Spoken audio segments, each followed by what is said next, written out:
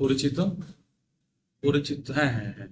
Anyways, so case one আমরা বলতেছিলাম যেটা, আমরা নিক্ষিপ্ত বস্তুর জন্য হচ্ছে গিয়ে আজকে শুরু করব।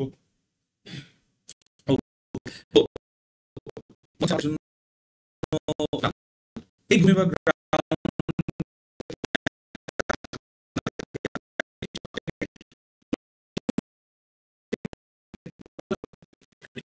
বুঝতেই পারছেন যে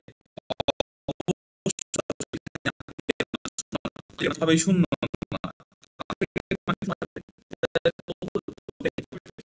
এরকম বুঝতে পারছো, সেখানে আলাদা করে আর বললাম না। এখন তোমাকে দেখতে হবে যে কিছু সময় পরে, এটা ধরো টি ইকুয়ালস টু জিরো যখন ঘটনা হয়েছে, কিছুক্ষণ সময় পরে তোমাকে প্রশ্নে বললো সে একটা নির্দিষ্ট অতিক্রম করছে বা নির্দিষ্ট সময় ধরে গতিশীল ছিল, চেক করছে।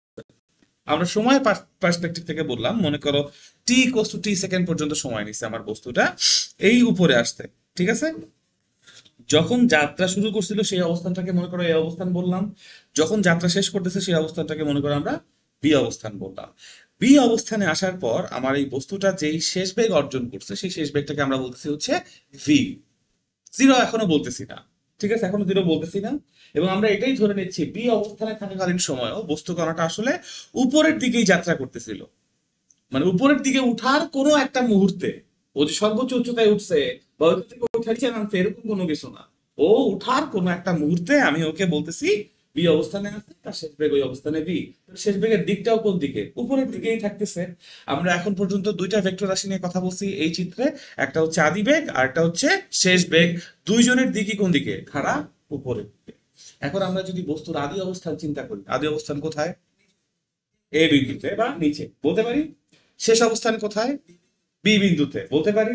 তাহলে আমরা যদি সরণের সংজ্ঞা থেকে জিজ্ঞেস করি এই বস্তু কণার সরণ কতটুকু, কি বলবো? এ থেকে বি পর্যন্ত অতিক্রান্ত লম্ব দূরত্ব বলবো না? এবং সরণের দিক কোন দিকে? এ থেকে বি এর দিকে, তাই তো?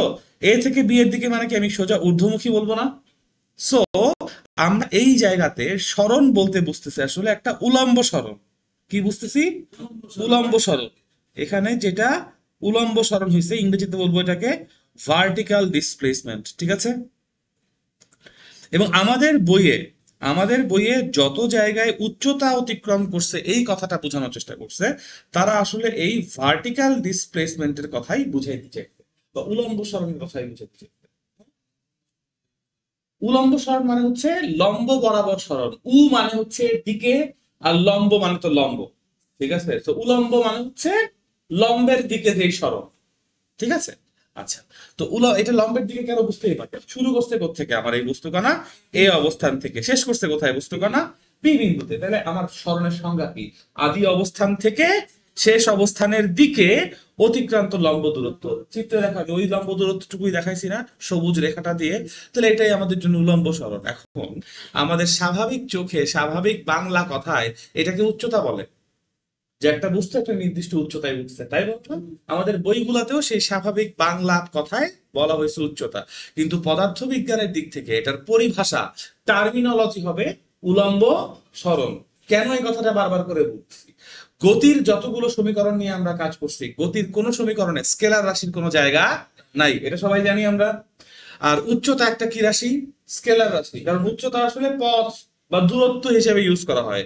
দূরত্ব বললে আমরা আনুভূমিক বা হরাইজন্টাল বুঝি, আর উচ্চতা বলতে আমরা উলম্ব বা ভার্টিক্যাল বুঝি। ব্যাপারটা এরকম না? বা দুইটাই আসলে শুধুমাত্র মান বোঝায়, কিন্তু আমরা যখন অঙ্ক করব, কেস ওয়ানের সমীকরণ গঠন করব, সমীকরণ গঠনের ক্ষেত্রে কখনোই আমার স্কেলার রাশি আসবে না, দিকের কথাটা আনতে হবে, কারণ ভেক্টর রাশি একটা ব্যাপার, বুঝতে পারছি? এই জন্য দিকগুলো নিয়ে কথা বলতেছি। এখন এখন পর্যন্ত কয়টা ভেক্টর নিয়ে কথা বলছি? তিনটা। আদি বেগ, শেষ বেগ এবং উলম্ব সরণ। আদিবেগ, শেষ বেগ এবং উলম্ব সরণ। একটা ভেক্টরই বাকি আছে, সেটা হচ্ছে ত্বরণ। এই বস্তুর ত্বরণ একটা অবশ্যই আছে, কিন্তু উলম্ব সরণকে আমরা এখানে এইচ দিয়ে প্রকাশ করব, ঠিক আছে? কোন কোন ক্ষেত্রে তোমরা উলম্ব সরণকে ওয়াই দিয়েও প্রকাশ করতে দেখবা, ঠিক আছে? একই কথা, ওয়াই দিয়েও প্রকাশ করতে দেখতে পারো, একই কথা, ঠিক আছে?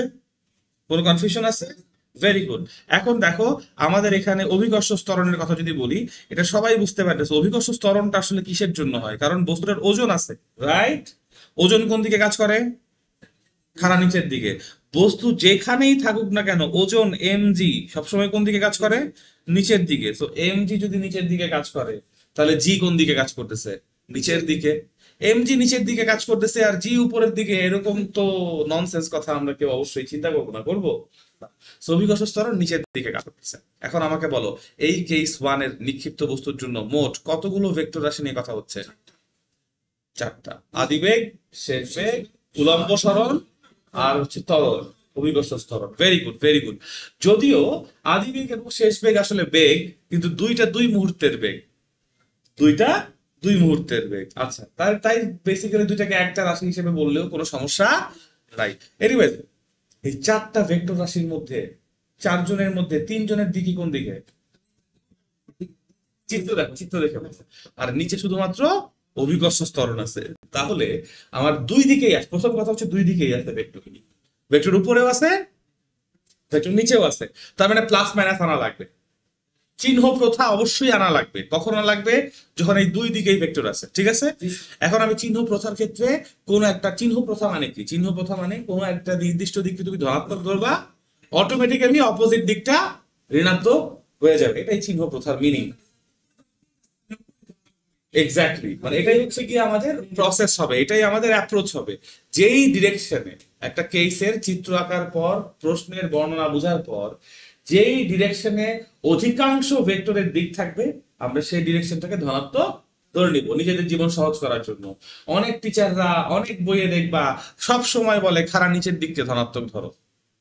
এটা একটা মানে প্রসেস, এটা অবশ্যই একটা প্রসেস এবং এটা দিয়ে অঙ্ক হয়। কিন্তু আমার কথা হচ্ছে, আমার সব সময় যে নিচের দিকেই ম্যাক্সিমাম ভেক্টর থাকবে এরকম কোনো কথা নাই।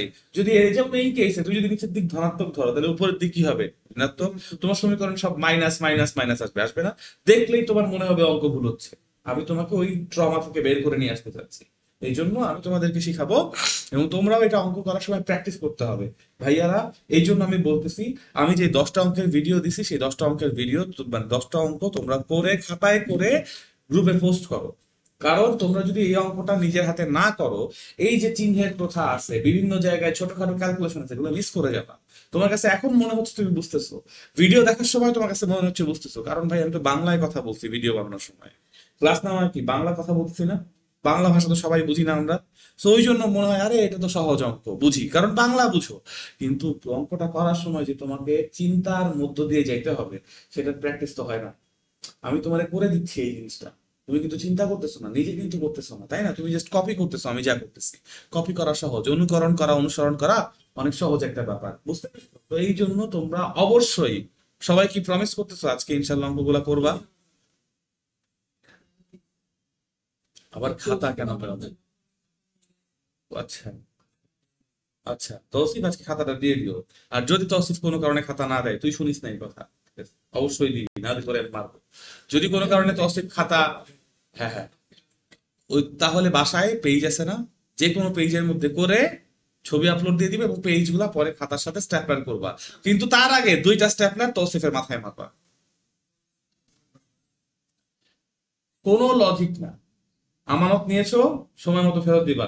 যার মালিক, মালিক চাইছে, এখন তোমার কোনো প্রশ্ন করার রাইট নাই। পরের কথা। আর এই যে নাম সাফওয়ান, কালকে কিন্তু আন্টি আসছিল, মিনান আসছিল, শাহরিয়ার তুই করস অঙ্ক তাও আসছিল, আন্টি আসছিল, কথা বলে গেছে আমার সাথে। আমি কিন্তু কালকে তোমাদেরকে ভালো মতো ব্যাকআপ দিছি। যদি খালি এই ভিডিওটা তারা দেখে তাহলে বুঝবে যে কি ব্যাকআপ দিছি, ঠিক আছে?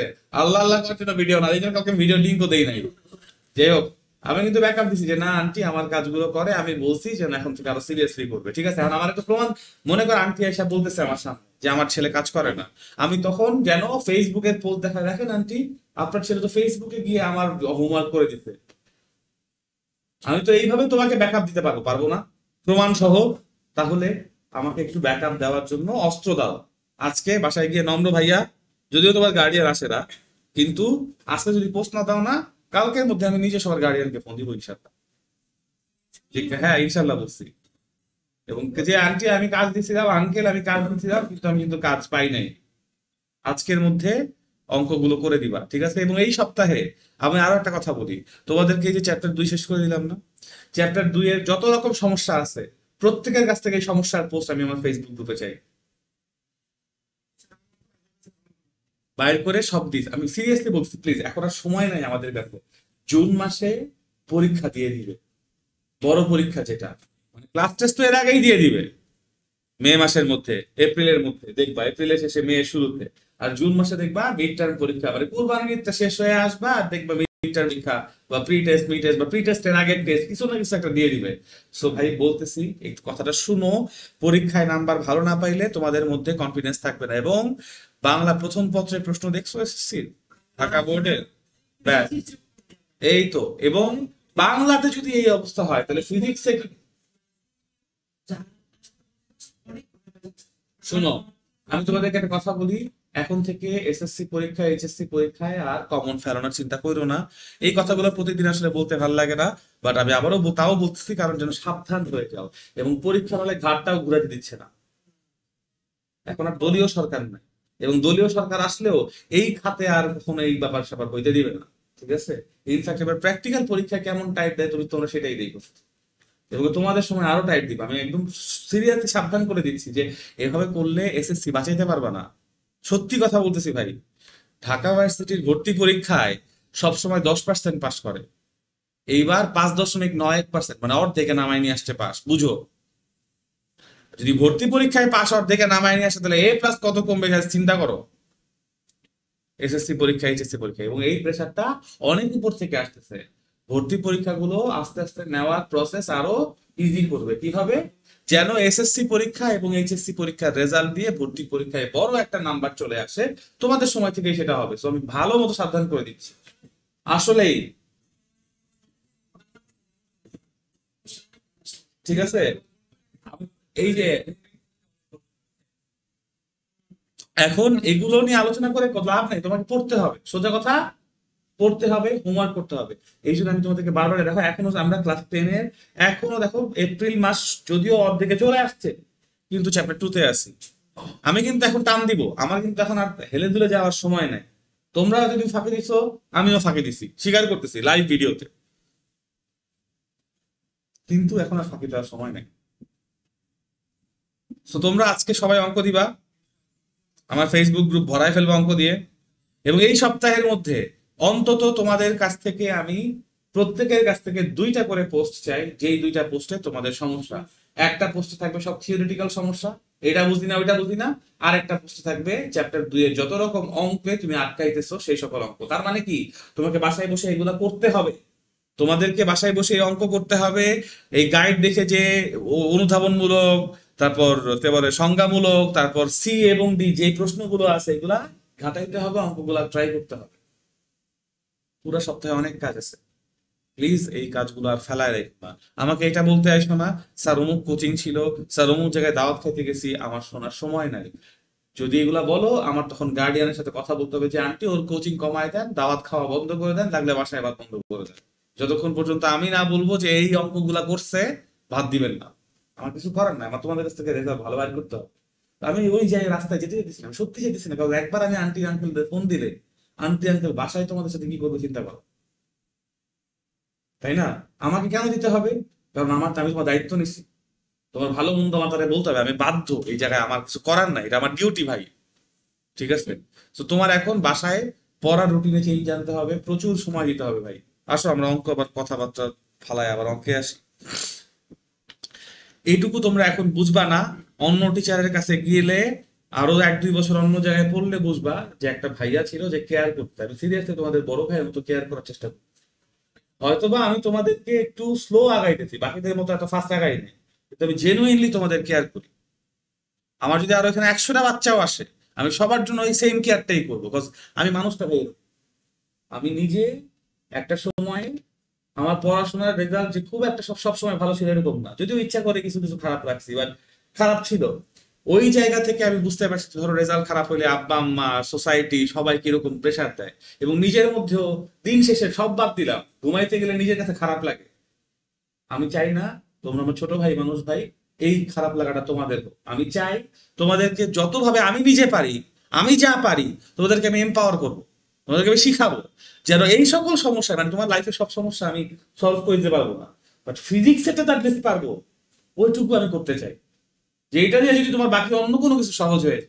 যদি আমি তোমাকে আজকে একদিন একটু ভালো করে কথা বলছি, ভালো করে পড়ানোর চেষ্টা করছি বইলা, তোমার যদি রেজাল্টটা একটু ভালো হয়, তুমি যদি ভালো জায়গায় পড়তে পারো, ভালো একটা চাকরি পাইতে পারো, আমার এইটুকুই আমার জন্য অনেক কিছু।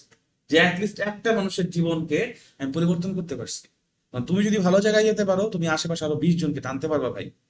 আমার টিচাররা আমাকে এভাবে পড়াইছে, এই জন্য আমি তো এগুলো করতে পারতেছি এখন, আলহামদুলিল্লাহ। আলহামদুলিল্লাহ। তো আমাকে একটু ওই জায়গাটা দাও রে ভাই, একটু কষ্ট করো, তোমাদের রিকোয়েস্ট করে বলছি, একটু রেগুলার হও, আমার সাথে সমস্যা নিয়ে কথা বলো। এই যে একটু আগে গার্ডিয়ানকে ফোনে যা বলছি, তোমাদের প্রতিও আমার সেম কথা ভাই। আমার কোনো দরকার নাই যে ধরো বৈশা বৈশা মনে করো জাস্ট সিলেবাস শেষ করে দিয়ে যাবো, কোন ছাত্র আমার কাছে আসছে নামও জানি না। আমি ওরকম মানুষ হতে চাই না, ওরকম টিচার হতে চাই না। ঠিক আছে? So, তোমরা আমাকে সব সমস্যা নিজের বড় ভাইয়ের মনে করে দিবা। এবং হোয়াটসঅ্যাপে না, হোয়াটসঅ্যাপে থাকলে আমি আসলে হারাই ফেলবো, সত্যি কথা আমি হারাই ফেলবো কোনটা কার সমস্যা। এর থেকে তুমি হচ্ছে কি আমার ফেসবুক গ্রুপে পোস্ট দাও, এক দিলে আমার দুই পাখির মধ্যে।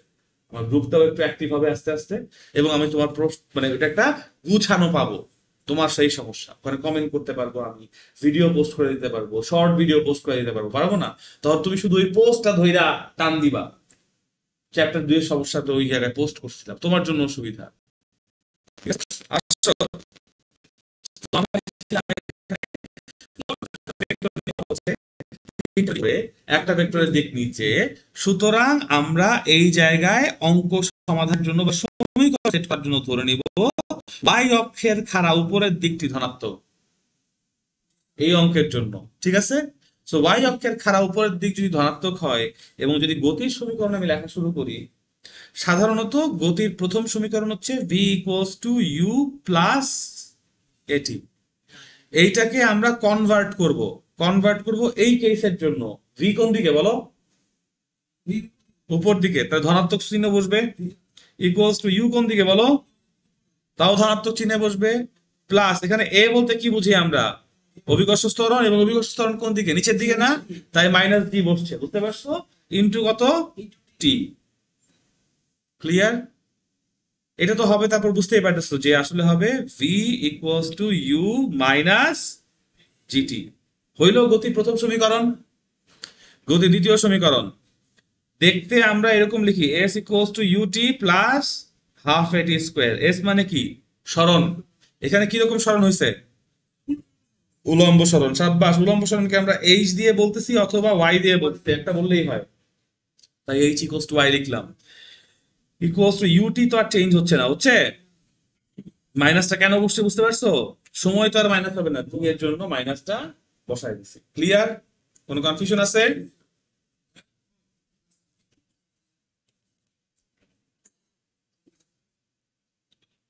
ওকে। এরপর v square equals to you square plus twice s. এটা হচ্ছে গতির তৃতীয় সমীকরণ। গতির সমীকরণকে কনভার্ট করো, v square equals to you square minus two g h. কোনো কনফিউশন আছে? কোনো প্রশ্ন আছে? Very good. এখন ব্যাপারটা হচ্ছে, এই যে বস্তুকে আমরা খাড়া ঊর্ধ্বে নিক্ষেপ করেছি, ঊর্ধ্বে নিক্ষেপ করার জন্য সে কোনো না কোনো একটা সময় গিয়ে একটা সর্বোচ্চ উচ্চাবে। এই সর্বোচ্চ উচ্চতা মানে কি আসলে বলতো? ম্যাক্সিমাম হাইট, তাই না? বইয়ে যেটা বলছে সর্বোচ্চ উচ্চতা, আমরা বলবো সেটাকে সর্বোচ্চ উলম্ব সরণ। কি বলবো? ম্যাক্সিমাম ভার্টিক্যাল ডিসপ্লেসমেন্ট বা সর্বোচ্চ উলম্ব সরণ। বলা উচিত সর্বোচ্চ উলম্ব সরণ, আমরা বলি হচ্ছে সর্বোচ্চ উচ্চতা, কারণ বইয়ে দেওয়া আছে। ঠিক আছে? দুইটা একই জিনিস। এখন সর্বোচ্চ উলম্ব সরণ মানে এর চেয়ে উলম্ব সরণ আর বেশি হবে না, তার মানে এর উপরে আর উঠবে না। উপরে উঠার জন্য আমাদের আগের চিত্রে আসো, দেখো উপরে উঠানো এখানে কোন দায়ী? ও তো সাবাস, ঠিকই আছে। ইউ হচ্ছে উপরে ওঠার জন্য দায়ী। উপরে উঠা শুরু করতে কার জন্য? ইউর জন্য। কিন্তু উপরে উঠা বজায় রাখছে কার জন্য? ভি এর জন্য। দেখো ভিটা কি শেষ বেগ না? ইউ আদি বেগ তুমি দিয়ে দিছো, এটা চেঞ্জ করতে পারবা? এখন শেষ বেগ যেটা আছে, শেষ বেগের জন্যই তো সে উপরে উঠা কন্টিনিউ করছে, বজায় রাখছে। উপরে ওঠার জন্য দায়ী কে? ইউ। কিন্তু উপরে উঠা বজায় রাখার জন্য দায়ী কে? ভি। তো আমাদের এই বস্তু আর উপরে উঠবে না, তার মানে সর্বোচ্চ উচ্চতায় পৌঁছে গেছে। তাহলে আর উপরে উঠবে না মানে উপরে উঠার বজায় থাকার কারণ শূন্য হয়ে গেছে। উপরে উঠার বজায় থাকার কারণ কে? V। তাহলে যখন বস্তুটা সর্বোচ্চ উচ্চতায় পৌঁছাবে, আমরা বলবো তার শেষ বেগ কত হবে? 0। একটা বস্তু তুমি উপরে নিক্ষেপ করছো, সেই বস্তু উপরে ওঠা শুরু করছে কার জন্য? আদিবেগ ইউ এর জন্য। কিন্তু সেই বস্তুটা একটা সর্বোচ্চ উচ্চতায় পৌঁছায় গেছে। সর্বোচ্চ উচ্চতা বা সর্বোচ্চ উলম্ব সরণ যেটা, এইটাকে আমাদের বইয়ে বড় হাতের এইচ দিয়ে প্রকাশ করছে। আর না করলে আমি করে দিলাম, ঠিক আছে? এখন এই বড় হাতের এইচ মানে সর্বোচ্চ উচ্চতায় উঠছে। এই সর্বোচ্চ উচ্চতায় যখন বস্তু চলে আসছে, তখন সেই বস্তুর যে শেষ বেগ আছে, সেই শেষ বেগটাকে আমরা বলতেছি 0। বুঝতে পারছো? উপরে উঠার কারণ আর বজায় থাকে নাই, সেই জন্য বস্তু আর উপরে উঠে নাই। Very good. সো আমরা এখানে কিন্তু অভিকর্ষ ত্বরণ তো অবশ্যই আছে। দেখো ভাইয়া, আমরা যখন বলতেছি আদি বেগ ইউ শূন্য না, কিন্তু শেষ বেগ ভি শূন্য, তার মানে আদি বেগ থেকে শেষ বেগ কমছে। কেন কমছে? কারণ নিচের দিকে, মানে বস্তু উঠতেছে উপরের দিকে, আর নিচের দিকে তার ত্বরণ আছে, গতির বিপরীত দিকে তার ত্বরণ আছে, এই জন্যই তো বেগ শূন্য হয়েছে, হয়েছে না? এখন সে নিচে নামার জন্য প্রস্তুত, কিন্তু এখন নিচে নামতেছে না। আমি এই মুহূর্তে ছবি তুলে জিনিসটাকে স্টিল পিকচার করে ফেলছি। এখন যদি প্রশ্ন করি, এই সর্বোচ্চ উচ্চতায় উঠতে কত সময় লাগছে আমি জানতে চাই, কত সময় লাগছে আমি জানতে চাই। তাহলে আগের স্লাইডে আসো, আমার সময় বের করার জন্য খেয়াল করে দেখো, তিনটা সমীকরণ আছে না দুইটা সমীকরণ আছে? এখানে দুইটা সমীকরণ আছে না সময়ের জন্য? না, তিনটা নাই। এখানে কোন সময় আছে? শুধু এটাতে আছে আর এটাতে আছে। বুঝতে পারতেছো? এখন দেখো, আমার সর্বোচ্চ উচ্চতায় উঠছে, এটা বোঝার উপায় কি? শেষ বেগ শূন্য। আর কিছু আছে? তাহলে এই দুইটা সমীকরণের মধ্যে তৃতীয় সমীকরণের মধ্যে ভি নাই, আছে? তাহলে এটা দিয়ে আমি সর্বোচ্চ উচ্চতায় উঠতে সময় বাইর করব না, এই জন্য প্রথমটা দিয়ে করব। নম্র ঠিক বলছিলা, বাট বুঝতে পারছো কেন আমরা প্রথমটা দিয়ে করব? তখন তৃতীয়টা ইউজ করা যাবে বা দ্বিতীয়টাও ইউজ করা যাবে। হ্যাঁ, কিন্তু আমরা যেহেতু আপাতত চিন্তা করতেছি, আমরা এভাবে করব না, ঠিক আছে? সর্বোচ্চ উচ্চতা কত, এটা তো অনেক পরের কথা। আমার তো আগে বুঝতে হবে সর্বোচ্চ উচ্চতা কখন উঠবে, যখন তার ভি সমান শূন্য। তাহলে আমি প্রথম সমীকরণ বলবো, আমাদের এই ক্ষেত্রে ভি ইকুয়ালস টু কত? U minus gt. তাই বলবো ভি কত হয়ে গেছে? 0 equals to u minus gt, বা টি ইকুয়ালস টু একবারে বলতে পারি ইউ বাই টি। এটা হচ্ছে সর্বোচ্চ উলম্ব সরণে উঠতে সময়। এখন সর্বোচ্চ উচ্চতা থেকে নামতে কতটুকু সময় লাগবে?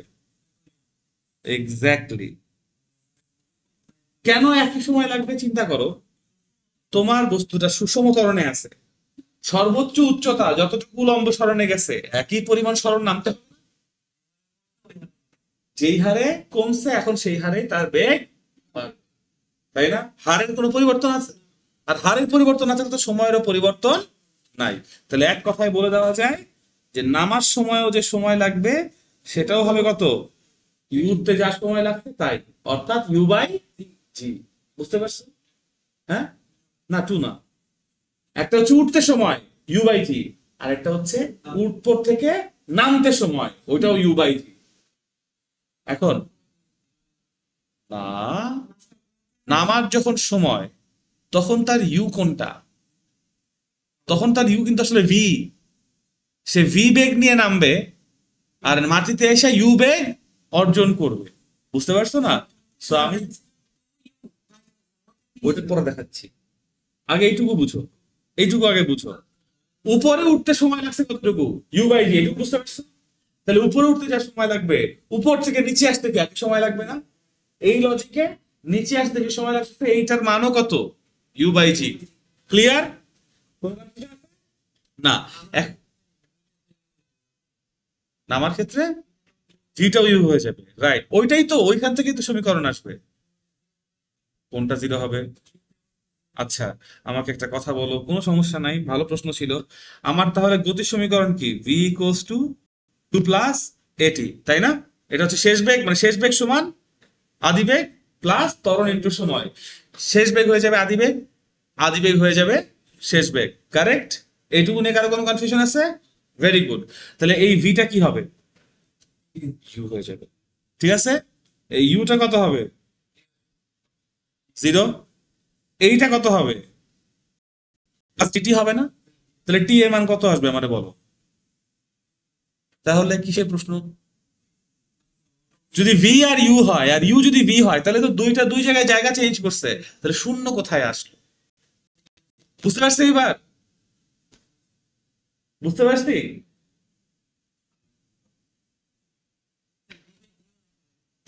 ভি বাই জি লেখা যায় না, ভি এর মান তো শূন্য।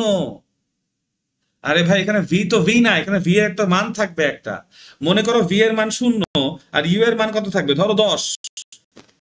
দুই বাই জি বলো তো, শূন্য বাই জি আসবে, তাই না? তাহলে আমি তো বলে দিছি যে উপরের যে বেগ সেটা হচ্ছে ভি, নিচের যে বেগ সেটা হচ্ছে ইউ। এরপর তো মান, কিভাবে তুমি ভি বাই জি বলবা? বুঝাইতে পারছি?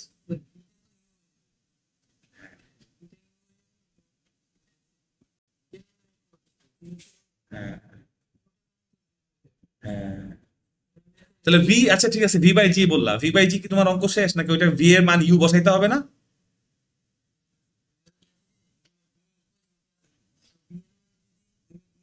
হুম। ভি কে যদি ইউ করে ফেলো, ইউ এর মান 0 হবে, হ্যাঁ হবে। তাহলে ভি এর মান যদি দেখো, ভি এর মান যদি ইউ হয়, তাহলে ঠিক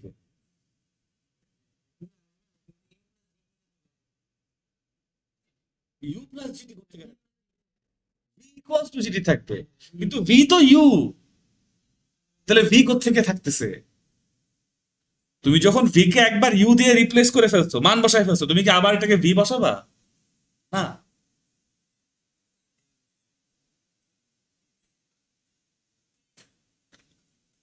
ওকে। সো সাদমান, এবার দেখো, যেটা বলতেছিলাম, এটা আসলে কেস টু তে ছিল। কেস ওয়ান এর মধ্যে আমি যদি এখন কেস টু, ঠিক আছে, পড়াইলাম, সমস্যা নাই। দেখো উপরে একটা বস্তু উঠছে, উঠছে না? সবাই দেখো তাহলে। এখন এই বস্তুটা উপর থেকে নিচে নামবে না? এটা তো দ্বিতীয় ক্ষেত্র, তাই না? কেস টু হবে, যেটা একটু পরে করাইতাম, বাট এখনই করাইতে হইতেছে। তো যখন সে উপর থেকে নিচে নামতেছে, উপরে সে তার বেগ কত? 0। তাহলে এটাকে বলো ইউ 1। ঠিক আছে, ইউ 1 ইকোয়াস টু কত? 0। সে এতক্ষণ যে উচ্চতা নামছে, এখনো সেই উচ্চতাই নামবে। অভিকর্ষ ত্বরণ কোন দিকে আছে? নিচের দিকে, জি। হ্যাঁ, এবং তার শেষ বেগ ধরো কত? ভি 1। ঠিক আছে, এখন আমাকে আগে দেখাইতে হবে এই ভি 1 এবং এই ইউ একই মান। এটা শক্তি সংরক্ষণশীলতার নীতি বলে একটা নীতি আছে, পড়ছো? এখনো পড়ো নাই? আচ্ছা, তাহলে ওটা দিয়ে বোঝানো যাবে না। আহ পুরা জিনিসটাই আসলে গেল গা। আরে যাই হোক, কেমনে জানি করবো। হ্যাঁ দেখো, তাহলে এখন আমরা গতির সমীকরণ এটা চিন্তা করি। v1 square equals two u1 square plus 2gh, বলা যায় এটা? কেন বলা যায়? দেখো দ্বিতীয় ক্ষেত্রে সবুজ যে চিত্রটা আঁকছি, সেখানে ইউ 1 তো 0, তাহলে ওর দিক নিয়ে আপাতত চিন্তা করার কোনো কারণ নাই। ভি 1 এর দিক কোন দিকে? নিচের দিকে। জি 1 এর, জি এর দিক কোন দিকে? এইচ এর কোন দিকে? তো সবাই যেহেতু নিচের দিকে, আমার মাইনাস আনার কোনো প্রশ্ন নাই। আছে? না। Very good. তাহলে আমাদের জন্য এখানে ইউ 1 এর মান কত হইতেছে? ইউ 1 এর মান হইতেছে 0। তাহলে এই যে ভি 1, এই ভি 1 ইকুয়ালস টু কত বলা যায় বলো? 2gh বলা যায়? কোনো কনফিউশন আছে? না। এইবার আবার সাদা চিত্রে আসি, সাদা সমীকরণটা নিয়ে চিন্তা করি। সাদা সমীকরণের জন্য ভি স্কোয়ার ইকুয়ালস, তুমি বলতে পারো ইউ স্কোয়ার প্লাস 2gh, বলতে পারো? হ্যাঁ, প্রথম ক্ষেত্রের জন্য বলতে পারো। সাবাস, থ্যাংক ইউ সো মাচ। সবাই তো বলতেছো হ্যাঁ। কোথায় ইউ স্কোয়ার হবে? ও আচ্ছা, এখানে একটা স্কোয়ার হবে। Okay. So v square equals to কি? ইউ স্কোয়ার মাইনাস 2gh না সাদা ক্ষেত্রের জন্য? বুঝতে পারতেছি? এখন সাদা ক্ষেত্রে কি, কার মান শূন্য? ভি এর মান শূন্য না ইউ এর মান শূন্য? এই চিত্রের মধ্যে কার মান শূন্য? শেষ বেগের মান শূন্য। ঠিক আছে, ঠিক আছে। তা শেষ বেগের মান শূন্য, এই ভি এর মান কত বসবে? তাহলে ভি এর মান যদি জিরো বসে, জিরো স্কোয়ার ইকোয়াস টু কত? U square minus two g h, বা ইউ স্কোয়ার ইকোয়াস টু কত? তাহলে ইউ স্কোয়ার ইকোয়াস কত? ভি- এটাও টু জি এইচ, এটাও টু জি, তাহলে কি বলা যায় না ইউ স্কোয়ার ইকোয়াস টু কি ভি ওয়ান স্কোয়ার, বা ইউ ইকোয়াস টু কত? V one. বোঝানো গেছে জিনিসটা? এইটুকু নিয়ে কারো কনফিউশন আছে? চমৎকার। তাহলে এখানে ভি এর কোনো জায়গা আছে? বুঝতে পারছি। হ্যাঁ। সো যেই বেগে সে উপরে উঠে শুরু করছিল, আবার একই জায়গায় এসে সেই বেগই অর্জন করবে। তো সেই সুবাদে এই সব কিছু আমি মুছে ফেলি। এগুলো তো আমার এই কেসের জন্য আপাতত দরকার নাই।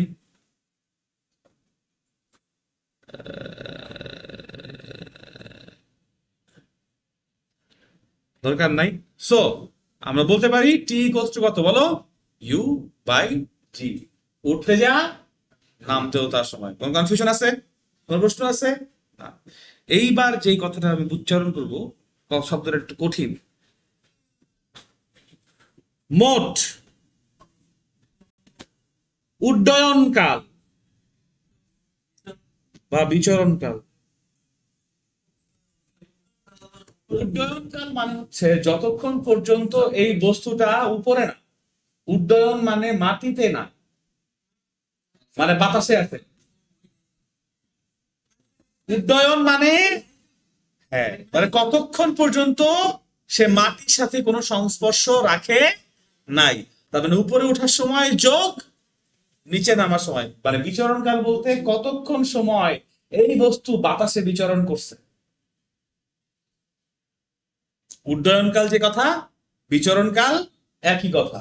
তাহলে বিচরণকাল আর উড্ডয়নকাল এই দুইটার মধ্যে কতটুকু সময়? উঠার সময় আছে, নামার সময় আছে।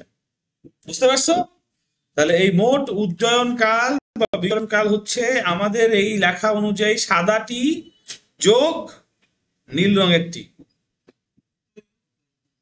তাহলে একটা ইউ বাই জি আর একটা ইউ বাই জি, দুইটা ইউ বাই জি যোগ করলে কত হয়?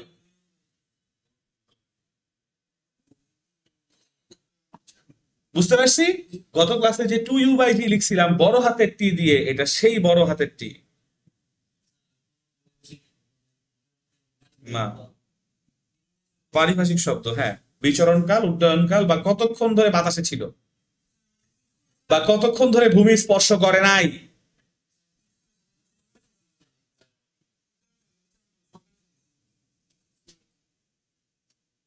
বুঝতে পেরেছি? কোনো সমস্যা আছে? কোনো কনফিউশন আছে?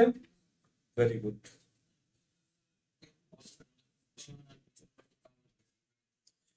যে বলেছে সে হয়তোবা চিন্তা করেনি। উড্ডয়নকাল এবং বিচরণকাল একই কথা। কেউ কেউ যারা বলে তারা আসলে ভুল চিন্তা করে বলে যে উড্ডয়নকাল বলতে শুধু উঠতে সময়। উড্ডয়নকাল যা উঠতে সময় তা না। উড্ডয়নকাল ইকুয়ালস টু টু ইন্টু উঠার সময়।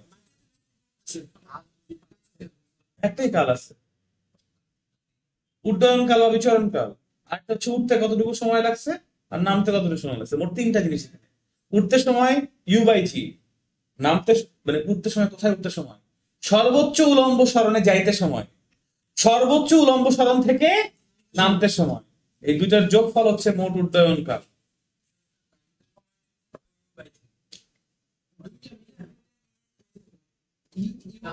না, বুঝছি ওর কনফিউশন কেন হয়েছে।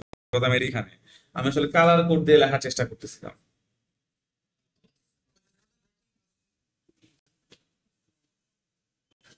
কি সমস্যা বলো? নামার সময় কেন মাইনাস আসবে বাবা?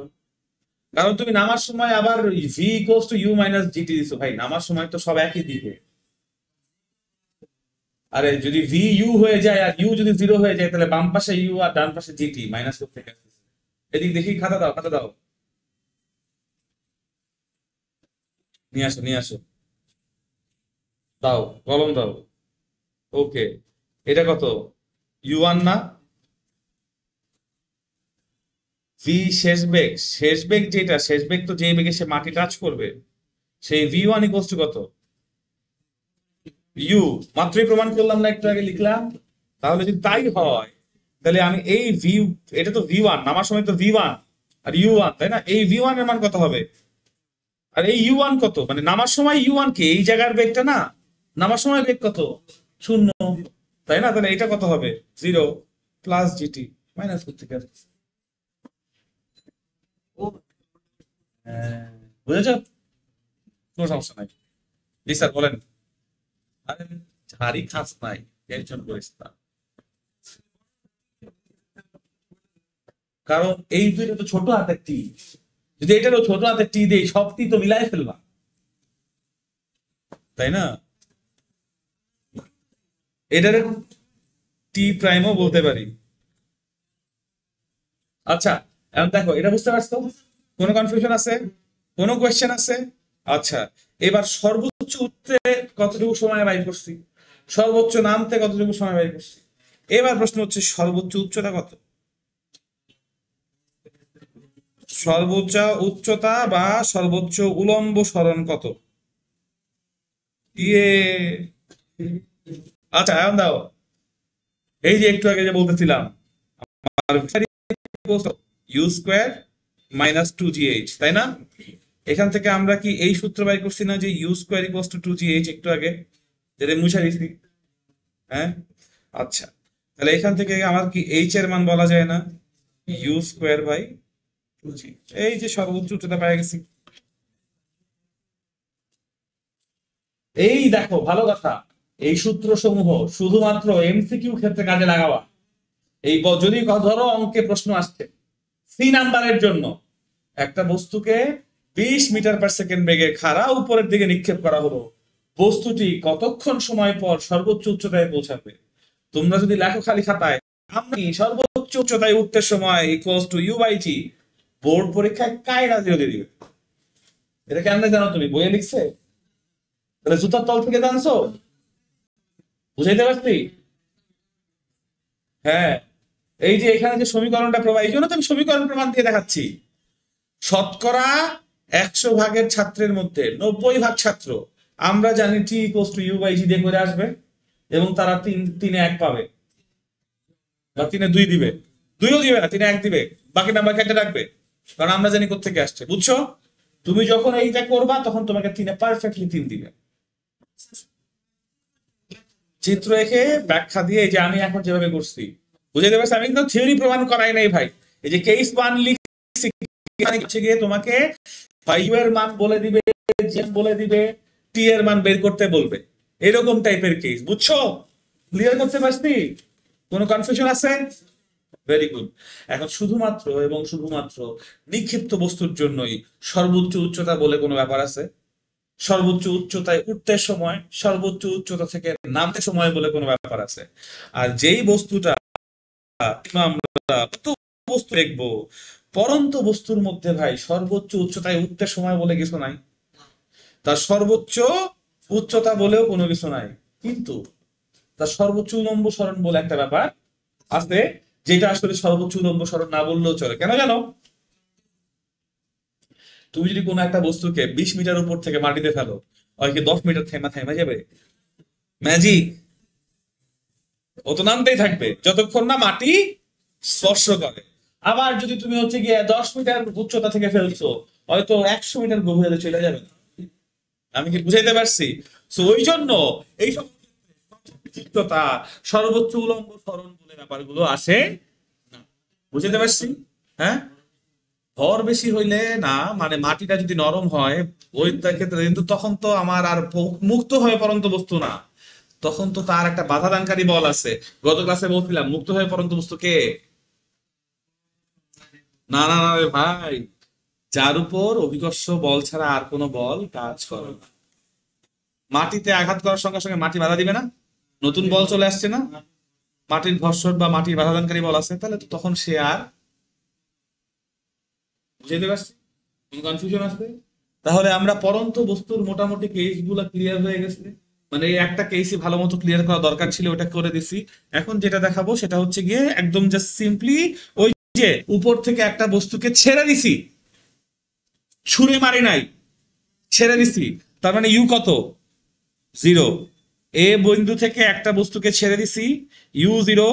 বস্তুটা বি বিন্দুতে এসে পড়ছে, তার শেষ বেগ মাটিতে আঘাত করছে ভি, এবং তাকে শুতে মনে করো এইচ উচ্চতা থেকে ছেড়ে দেওয়া হয়েছিল, তাহলে তার উলম্ব সরণ কতটুকু হয়েছে? এইচ হয়েছে। এবং তার যে অভিকর্ষ ত্বরণের মান সেটা কত? জি। সবাই নিচের দিকে না, এটা মাইনাস আনার কোনো কারণই নাই। So v equals to u plus gt, h equals to ut plus half at square. Huzaifa, h এর নাম কি? এইচ কে কি বলি? উলম্ব সরণ। হ্যাঁ, 3বারে ঠিক করছো। এবার বুঝতে পারছো বাসায় কেন প্র্যাকটিস করতে হবে? বুঝতে পারছো? হ্যাঁ। V square equals to you square plus 2gh। Sadman, G কি জিনিস? জি কি জিনিস? দেখছো, হঠাৎ করে জিজ্ঞেস করলে হ্যাঁ স্যার, এটা কিন্তু চলে আসছে, তার মানে এনাফ প্র্যাকটিস হয় নাই। ঠিক আছে তাফওয়ান, ভি এর দিক কোন দিকে? সাবাস, একটু প্র্যাকটিস হয়েছে, কিন্তু এটা সোজা কোশ্চেন ছিল। ভি এর দিক তো অবশ্যই নিচের দিকে, বেটা নাম তো নিচের দিকে। হ্যাঁ, ওইটা না থাক, পরে পরীক্ষা তো নিব, তখন দেখা যাবে। হ্যাঁ হ্যাঁ হ্যাঁ হ্যাঁ। কেস 2, এই যে দেখো কেস 3। এইবার একটা বস্তুকে এ বিন্দু থেকে ছুঁড়ে মারছি নিচের দিকে ভাইয়া, মানে ইউ নট ইকুয়ালস টু 0। আগে যে ছিল সেখানে ইউ কত ছিল? 0। তাহলে এই সূত্রগুলো ভি ইকুয়ালস টু জিটি হবে, এইটা হবে H equals to half gt square, এইটা হবে V square equals two 2gh। তাই হবে না? কারণ ইউ 0। ছুঁড়ে মারলেও পরন্ত বস্তু ভাইয়া, ছেড়ে দিলেও পরন্ত বস্তু। হ্যাঁ, মুক্ত বাধা কিন্তু দুইটাই। একটাকে ছুঁড়া দিছো, তোমার হাত থেকে চলে গেছে না, কেউ কি বাধা দিচ্ছে? না। একটা হচ্ছে স্থির অবস্থান থেকে মুক্ত হয় পরন্ত বস্তু, আর একটা হচ্ছে গতিশীল অবস্থান থেকে মুক্ত হয় পরন্ত বস্তু। এটা হচ্ছে স্থির অবস্থান থেকে, মানে যার জন্য গ্যালিলিও সূত্র প্রযোজ্য। মানে গ্যালিলিও সূত্র কোনটা? ওই যে ভি সমানুপাতিক টি, এইচ সমানুপাতিক টি স্কোয়ার, এগুলো প্রযোজ্য। আর এই সূত্রগুলো প্রযোজ্য হবে না কার জন্য? এই কেস 3 এর জন্য। কারণ এখানে ইউ নট ইকুয়ালস টু 0। তার মানে এটা গতিশীল অবস্থান থেকে মুক্ত হয় পরন্ত বস্তু। গতিশীল অবস্থা হতে মুক্ত ভাবে পরন্ত বস্তু। যাই হোক, ছুঁড়ে মারছি, এই ছুঁড়ে মারা এবং ছেড়ে দেওয়ার মধ্যে কিন্তু পার্থক্য আছে। অনেক সময় সব ডেটা দিয়ে বলে কত বেগে ছুঁড়ে মারছিলাম বের করো।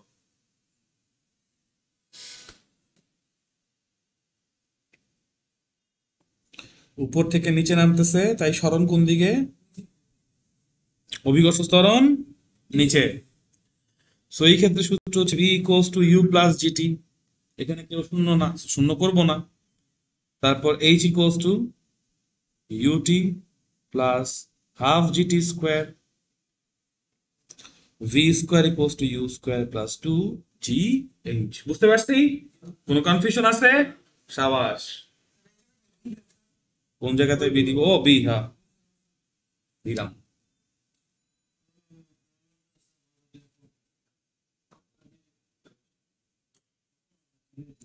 আদিবেগ দেওয়া থাকবে না, আদিবেগ দেওয়া থাকবে না, বাকি জিনিসপত্র দিয়া দিবে, তারপর বলবে আদিবেগ কত বাইর করো। তাই তো কিছুই বের করতে পারবা না, ধরে নিবা। ও ধরো যেটা যেটা লাগবে ওটা ধরে নিবা, ধরো এটা ইকোয়াস টু এক্স, ওইটা ইকোয়াস টু ওয়াই, ওইটা ইকোয়াস টু এ, এটা ইকোয়াস টু বি, তারপর উত্তরে এ এক্স ওয়াই এ বি সহ আসবে, কিছু করার নাই। তার জন্য ধরো কিছু দেওয়া নাই বলে অঙ্ক থেমে থাকবে না, the show must go on. এখন কেস 4, লাস্ট কেস। এ অবস্থান থেকে একটা বস্তুকে উপরের দিকে ছুঁড়ে মারা হলো, যেখানে ইউ নট ইকুয়ালস টু 0, কিন্তু সেই বস্তুটা মাটিতে আইসা পড়লো। কেস 1টাকে আমি মাটি থেকে উপরে ছুঁড়ে মারছিলাম, আর কেস 4-এ আইসা ওকে একটা উচ্চতা থেকে মাটির উপরে ছুঁড়ে মারছে, আর সে মাটি দেখে পড়বে। হ্যাঁ, এটা হচ্ছে বিল্ডিং থেকে, এই যে একটা বিল্ডিং এর ছাদ থেকে, হ্যাঁ কালকে দেখাইছিলাম যেটা, একটা বিল্ডিং এর ছাদে গিয়ে তুমি একটা বল এমন উপরে ছুঁড়ে মারছো, ওইটা হচ্ছে কেস 4। কিন্তু বলটা গিয়ে পড়ছে কোথায়? মাটি। ঠিক আছে, হ্যাঁ কালকে শুধু সমান দেখাইছিলাম। তো এই ক্ষেত্রে শেষ বেগ কোন দিকে দেখো, এই বলো। ওকে, ওকে, আদি বেগ কোন দিকে সাফওয়ান? উপর দিকে। সরণ কোন দিকে সাফওয়ান? কেন সরণ নিচের দিকে হুজাইফা? এখানে সরণ কেন নিচের দিকে? তখন নিচের দিকে যাচ্ছে, আমি তো মারছি উপরে।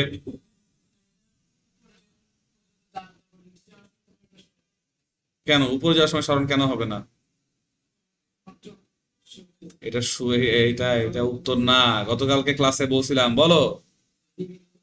আদি বিন্দু আর শেষ বিন্দুর মধ্যবর্তী লম্ব দূরত্ব হচ্ছে সরণ। হ্যাঁ, কারণ প্র্যাকটিস হয় নাই। আজকে বাসায় গিয়ে অঙ্ক 2বার করে করবা, একবার পোস্ট করবা আর একবার নিজের কাছে রাখবা। তুমিও, হ্যাঁ তুমিও 2বার, সাফওয়ান এবং তৌসিফ তোমরাও 2বার। অঙ্ক শুনো, না একবার পোস্ট করবা, একবার পোস্টের জন্য করবা, একবার নিজের জন্য করবা, 2বার। শুনো, সিরিয়াসলি বলতেছি, অঙ্কগুলো বারবার করে করবা, এবং শুধু ওইটুকু না, গাইড কিনছো না সবাই, সবার বাসায় আছে না? আছে তো? গাইড থেকে চ্যাপ্টার 2 এর সব ধরনের অঙ্ক লিস্ট, বেশি ব্যাখ্যা করে না লেখা, জাস্ট লিখে লিখে দেখার চেষ্টা করবা যে কোনটা পারতেছো কোনটা পারতেছো না। যেগুলো যেগুলো পারতেছো না, যে নম্র সারিয়ার যেরকম আমাকে ছবি দিতে,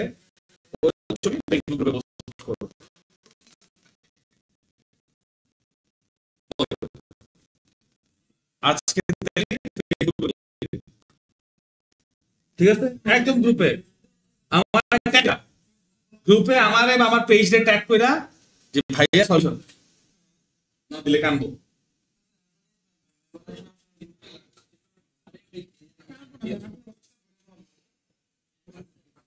তারপর আমি তোমার ঘর, আচ্ছা শেষ হয় নাই তো, খাতা বন্ধ করতেছে, ইকুয়েশন লিখি।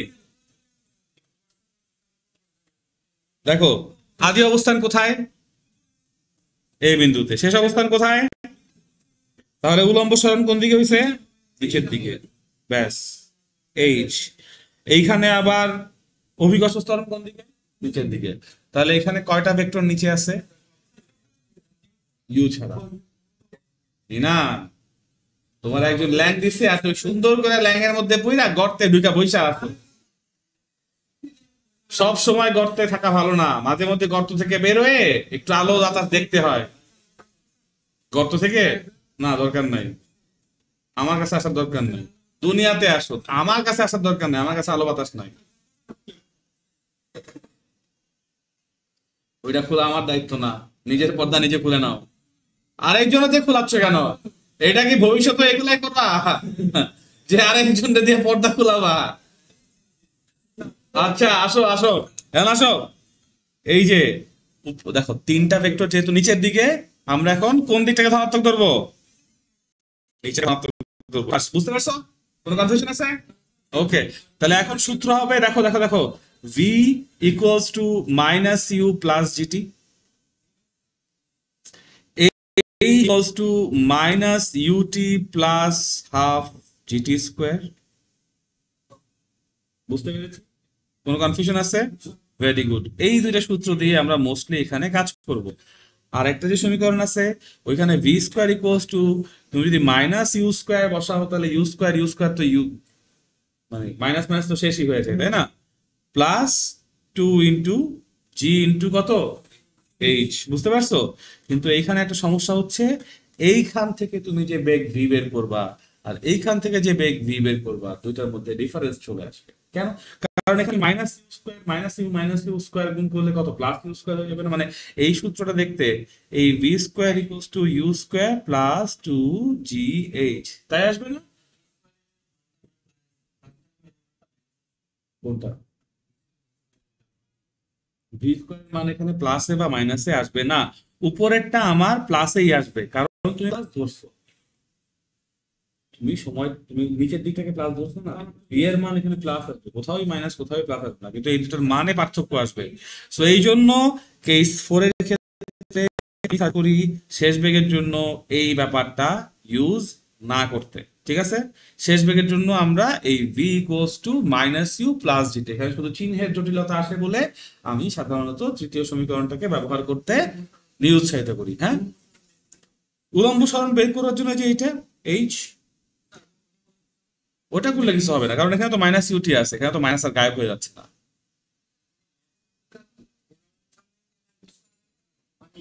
মানে আমি আপাতত ম্যাথমেটিক্যাল পার্সপেক্টিভটাকেই প্রাধান্য দিব, অন্য কোনো কিছু না। মানে আমি যেই সমী দেখো কোনটা কোনো প্রশ্ন আসবে এটা আমি বলতে পারি না। ফার্স্ট অফ অল, আমি যে সমীকরণগুলো লিখে দিছি, এই সমীকরণগুলোর মধ্যে যে কোনো একটা বা দুইটা অজানা রাশি রেখে বাকিগুলা জানা রাশি দিয়ে দিবে। কারণ কোন দুইটা দিবে এটা আমি জানি না। এখন দেখো এখানে কয়টা সমীকরণ আছে? তিনটা। তাহলে তিনটা সমীকরণের জন্য তিনটা অজানা রাশি বের করতে বলতে পারে। এখানেও কয়টা সমীকরণ? তিনটা। তাহলে অজানা রাশি দিয়ে সমীকরণ বের করতে পারে। এখানে আমরা কয়টা নিয়ে কাজ করতেছি? দুইটা। তাহলে দুইটা অজানা রাশি, মানে এরকম বা একটাও থাকতে পারে। এটা আসলে ডিপেন্ড করবে সিচুয়েশন ওয়াইজ, বুঝতে পারছো? হ্যাঁ, ভিডিওতে করাইছি, ইয়েস। কি মোট বিচরণ কাল? ও আচ্ছা, এখানে আরো ঘটনা আছে, এখানে আরো ঘটনা আছে। এই ক্ষেত্রে তুমি যদি মোট বিচরণ কাল বের করতে চাও, এই ক্ষেত্রে তাহলে তোমাকে কি করতে হবে?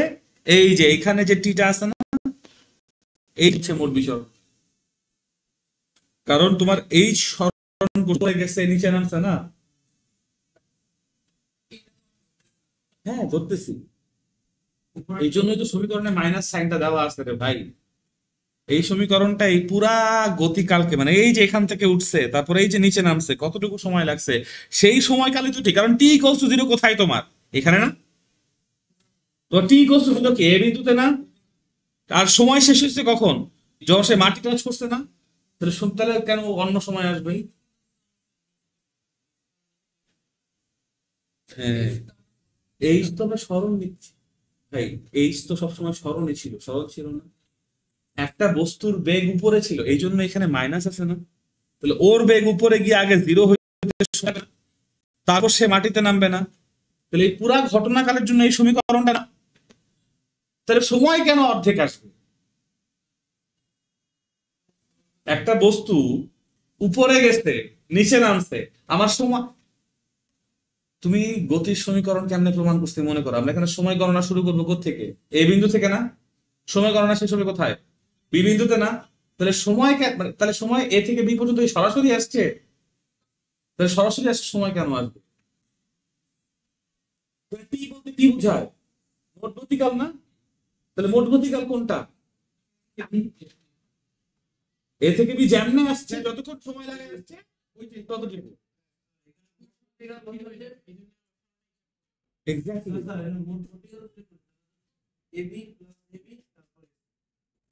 মোট গতিকাল না, মোট পথ। যদি এখানে মোট দূরত্ব আসে, যদি এখানে মোট দূরত্ব আসে এই জায়গায়, তাহলে মোট দূরত্ব বের করার জন্য তোমার এ থেকে সর্বোচ্চ উচ্চতা মনে করো স্থিতে যাবে, তাহলে মোট দূরত্ব হবে 2 × AC প্লাস এইচ।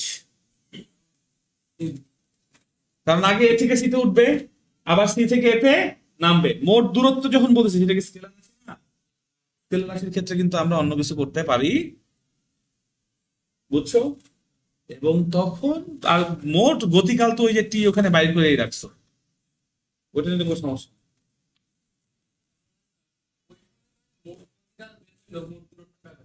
না। কারণ ভাইয়া দূরত্ব বের করার জন্য কোনো গতির সমীকরণ পড়ো নাই। বইয়ে যতগুলো সমীকরণ পড়ছো সব তো সরণের জন্য পড়ছো, এই জন্য দূরত্বকে তো আলাদাভাবে বের করে নিয়ে আসতে হবে। অঙ্ক বইয়ে আসতে কইরা তারপর আমাদের নিয়ে এসো, ঠিক আছে? ওকে, আল্লাহ হাফেজ। ওয়ালাইকুম আসসালাম।